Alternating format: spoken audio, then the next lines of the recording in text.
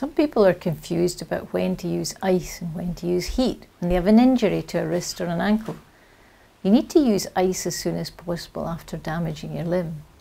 If you apply it immediately, it will help reduce bleeding in the tissues and will reduce the swelling and inflammation.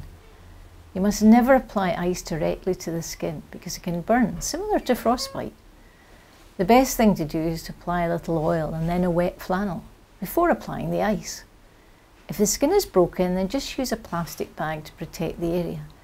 Check the colour of the skin after about 5 minutes.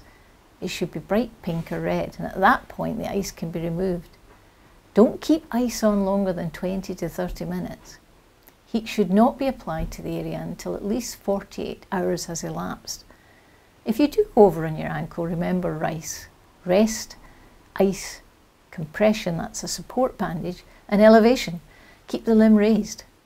If you do this right away, then your injury will not nearly be as bad and will heal quickly.